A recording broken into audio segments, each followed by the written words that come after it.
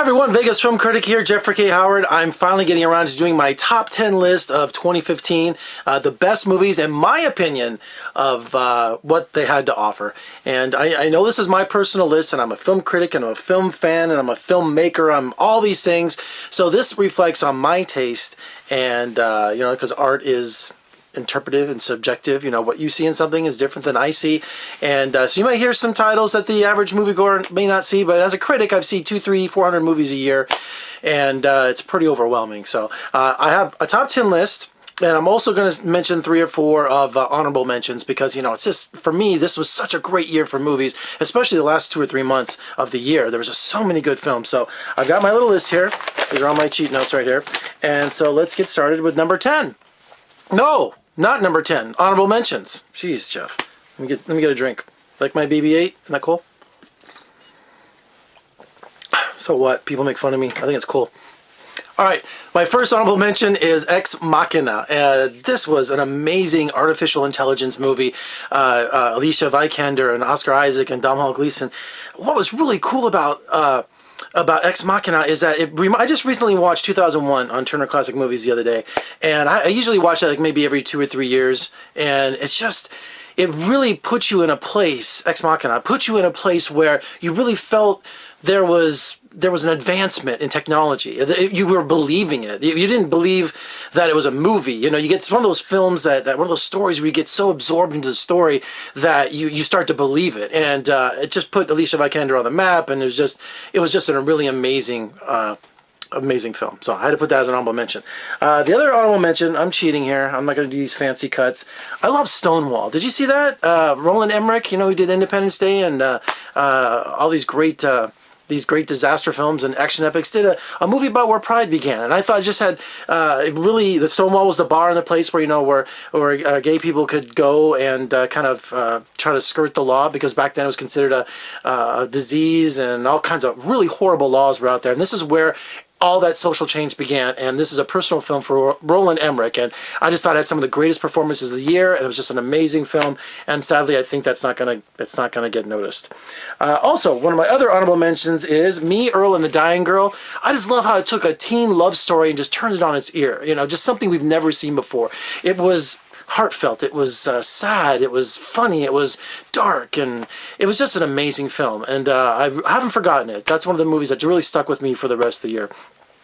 And also, let's see here. Oh, 2 more honorable mentions. Trumbo. I love Trumbo. And Bryan Cranston, and about Trumbo being blacklisted, you know, for being a communist. And you know, I have a lot of conservative friends, and they criticize the movie because he was a communist. And I'm like, well, you know, it's because he's an American, he can become a communist. It's because I'm an American, I can be whatever I want to be. You can, and that was the point of the film, I think, was that he could exercise his rights as an American to be anything he wanted. Yes, the Red Scare. Yes, growing up with all of that. I'm from the Cold War era. I know all of that. But also, just what happened in Hollywood about writing scripts, you know, writing Spartacus, and writing The Roman Holiday, all under pseudonyms, all these different names, and getting paid, and writing all these B movies, and it's just about his survival. So it's a fascinating story. If you're a classic movie fan like I am, you can see exactly what Trumbo had to do, and just, it's a fascinating story. So Trumbo. And finally, my last honorable mention is It Follows. Really cool horror film. I heard so much about this, and I finally got around to watching it a few weeks ago, and it's different, you know. I know Tarantino's been having a spat with the director about how it was flawed, but, you know, just these ghosts popping up, and you have to have sex. It's really sex to move on or something. It's just, it's really a quirky film, but I just thought it was one of the most, you know, ever since, what was that movie that, what's his name did? Eli Roth did, you know, The Cabin in the Woods, or the Bloody Cabin, or whatever the hell that movie's called. I just felt that it reminded me of that, you know, just like this just starting out filmmaker did something really simple to do, and it was effective, it was fun, and it just caught on fire. So It Follows is really cool. All right, I know what you're saying. Let's get around to the top 10 films, all right? Here we go. Let's get to my top 10 films of 2015.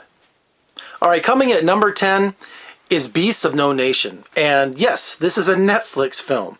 Netflix, who just announced they're doing 26 movies for 2016. They have jumped with both feet first inside the motion picture game. So they're changing everything. And if you have not seen Beasts of No Nation, it's now streaming on Netflix.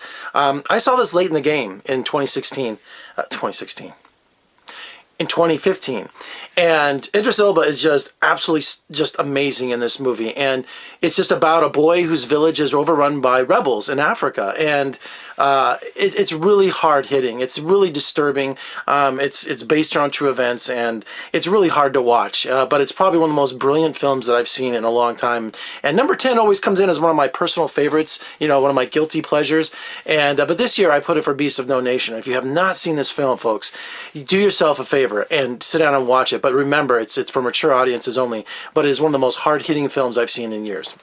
Coming in at number 9, another hard-hitting, hard-boiled film, Sicario. With just, you know, the drug war has been just front and center, you know, with in the news lately about all the cartel land, a great documentary that's out there too. It's just, so we're really seeing, you know, these border wars where people are dying along Texas and Arizona, and we just see that it's a losing war on the drug war. And Sicario, you know, takes that in the hand with them not breaking the law, I say just crossing that line, blurring the line of what's legal and not, racing into Mexico and finding these cartels. And you know, from the very first 15 minutes of Sicario, you know you're in for a seatbelt kind of ride. It is so, hits you right in the face with the violence and with the stark reality of not only what Americans, but what Mexicans are going through with being caught in between these wars, this drug war. Sicario is just, it's an amazing film with Josh Brolin and, it's the incredible documentary. I'm sorry. I'm just excited. Cinematography by Roger Deakins. Sicario, an amazing film, comes in at number 9. Coming in at number 8, I'm glad he's back with science fiction, Ridley Scott and The Martian. I'm really surprised. This movie has such a great backstory too. The author of The Martian put up his book for free, and then it got noticed, and then one of the biggest filmmakers in Hollywood, you know, Ridley Scott and Matt Damon. It's essentially, you know, it's Robinson Crusoe on Mars all over again.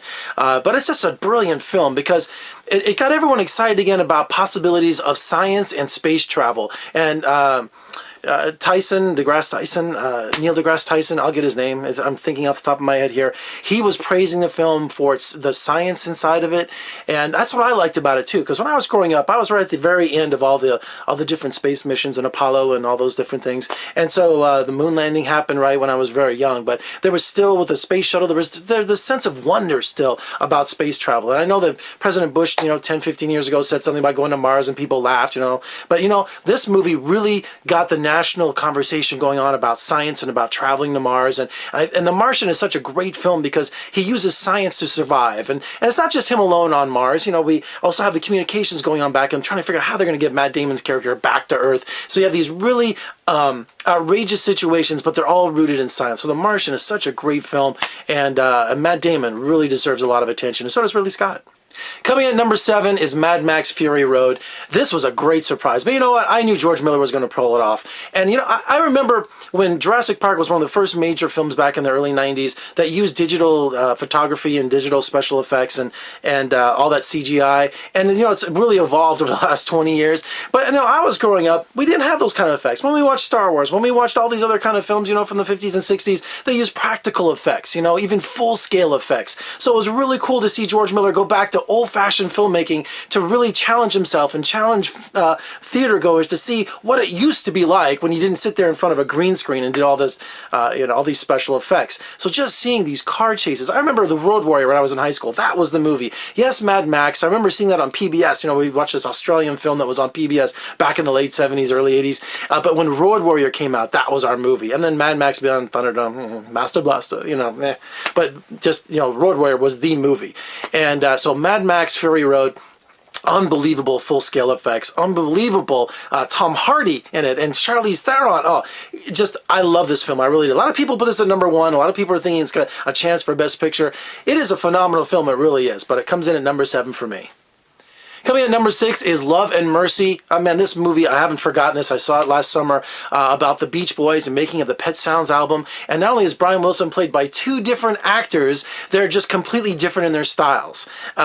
You have John Cusack, who plays him as the older Brian Wilson, and the younger, I knew I'd forget his name, Dano. Paul Dano. I got it. I'm sorry. I keep thinking of the Evan Dando, who's the lead singer of the Lemonheads. I just get them mixed up because I'm an idiot. So Love and Mercy was one of the most creative movies of the year.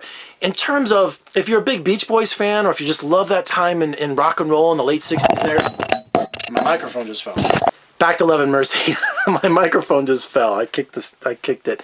Anyway, back to Love and Mercy. If you're a big fan of the Beach Boys and you love rock and roll from that era, the 1960s, where everything was changing in terms of, you know, society and drugs influencing movies and everything, this is the movie for you. Not only is the movie just a trip by itself, but it's a great trip in terms of the music and the creativity and two actors playing the same guy. I mean, it's just an amazing thing. And also, what's his name? From Paul Giamatti. I'll get it. I'm sorry. What a brilliant film. Love and Mercy. If you haven't seen it, it's on DVD now, but that comes in at one of my favorites of the year. Coming in at number 5, Tom Hardy, again, is in my top 10 films of 2015, Legend. And this is the true story about the Kray brothers, who are these identical twin London gangsters who just terrorized London in the mid-1960s and the late 60s. They controlled all the gambling. They controlled clubs. They controlled drugs. They controlled everything. So here's Tom Hardy playing two different roles, but they're twins, but he's playing two different roles, and you're just looking at the nuances of these characters. You can see that the teeth are different on one of them. There's one of them that talks like this and has glasses, and the other one, it's just, Tom Hardy's like rapidly becoming one of my favorite actors out there. And for him to only be in Mad Max Fury Road, but Legend, it just gives a throwback to a Guy Ritchie kind of feel, and that 60s gangster movie. I think it ranks as one of the best gangster movies ever made. Coming at number 4, my favorite film of Quentin Tarantino's in a long time. That's right, The Hateful Eight. I'm a huge Western fan. If you look through my collection here, I have so many Westerns. I'm a 16mm fanatic. I love to project films and show people my collection right here. And Quentin Tarantino, who I've interviewed a dozen times, he also collects 16mm films. He has the new Beverly Center in cinema in LA, where he shows only 16mm. And that's what's so great about this. Not only is it vintage Tarantino dialogue, not only is it just a hard-boiled Western with all the cast of regulars from Kurt Russell and Samuel Jackson and Bruce Dern, but then also we have it shot in 70mm, which is incredible. These widescreen lenses that give us the Ben-Hur in the past, or It's a Mad, Mad, Mad World. The cinematography is amazing. And also Ennio Morricone comes out of retirement at 90 to do the soundtrack. This is just, I really battled with where this was going to be on my top 10 list, but The Hateful Eight was just pure joy and a masterpiece. Coming at number 3 is The Danish Girl. What an amazing film. Eddie Redmayne, who won the Oscar last year for portraying Stephen Hawking in The Theory of Everything, and also Alicia Vikander, who also was in Ex Machina.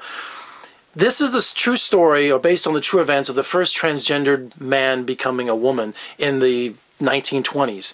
And as you can imagine, you can imagine what someone who is transgender today is becoming so prevalent. You know, we see Frontline did a story on a 2-hour special on it. Then we also had I Am Jazz on the Learning Channel, and just so many people are coming out transgender. You know, Caitlyn, how we forget Caitlyn Jenner.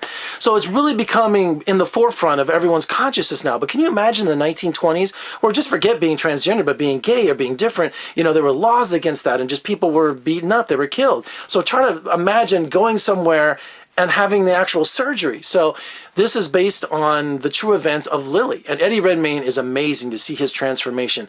And it's just one of the most touching films, one of the most beautiful shot films of the year. I just love this film, I really do. And look around my YouTube channel for my interview with Eddie Redmayne, because Danish Girl almost became my favorite film of the year, but it comes in at number 3.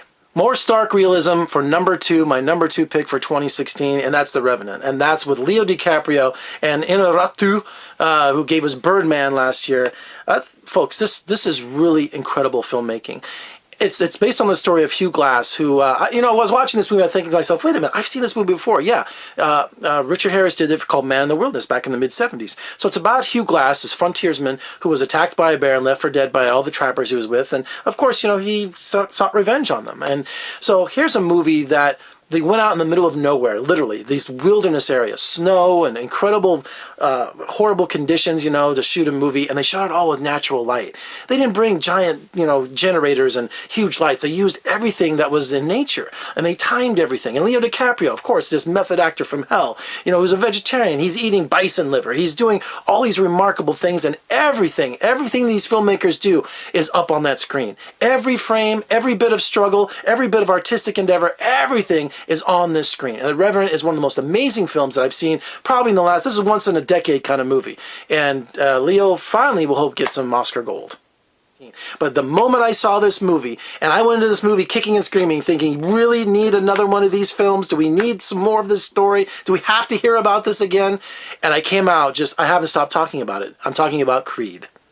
Creed is my favorite film of 2016 because we're back with Rocky Balboa. We're back doing a boxing story, but it's not about Rocky Balboa. It's about Apollo Creed's son. And Michael B. Jordan is just phenomenal in this role. And Ryan Coogler, who did Fruitvale Station, he took the boxing genre and just turned it on its ear. We had Southpaw earlier this year with Jake Gyllenhaal, and yes, it was your stereotypical formula boxing film, but it was all about Jake's performance. That's what that movie was about. Not the story itself, but just Jake just being remarkable in that film. Southpaw is a great film, but Creed just brings the genre to the 21st century, to a brand new urban hip-hop audience. And I couldn't believe what I was watching as Creed was unfolding. And then when Stallone finally showed up, this is the very first time that Stallone, that character, that Rocky, was shown being human. You know, he's always been this kind of bigger-than-life character, and he's always been this cinematic kind of legend, you know, Rocky Balboa. But for the first time, he seemed like someone that you and me could relate to, meaning that he seemed human and vulnerable. And if you haven't seen the movie, I don't want to give away the spoilers, but Creed was just an amazing film just for seeing, you know, there's one boxing fight where it's just one shot. This whole thing, the whole sequence was one shot with no cuts. Just not only is it an amazing film, story, acting, but also technically. So Creed was just, it hasn't left me. Every time I talk about it, I want to watch it again. You thought I was going to say, now people are going to say, where's Star Wars and all this? Look, I love Star Wars The Force Awakens. I wrestled on where it was going to be. You know, no one has a bigger Star Wars connection than me, and if you look at my Star Wars review, you'll see that. But that was more of a personal thing, you know, because it was a reboot of Star Wars, so it had a lot of great points to it. I guess I'm being technical here, but I didn't think it was like one of the best films of the year, but it is one of the best films for me personally. But I had to go a different direction with Star Wars. I'm sorry. I love Star Wars, don't get me wrong, but it didn't make it. All right, now I'm also going to do the 10 worst movies of 2016, so look around my YouTube channel for that. And how can you do that? Well, just surf on over my website at vegasfilmcritic.com, and if you like what you see, make sure you subscribe on that V right there. And also, comment below. Tell me your favorite movies of Why do I keep saying 2016? I'm so ready to take a break, folks. I must have seen 300 or 400 movies this year. I'm ready for a nice week or two off here, and I'll be back in January, and we'll do it all over again. Thank you so much for your support. Thanks so much for visiting my channel. I love to hear from you. I'm Jeffrey Howard. Have a great new year. I'll see you next time.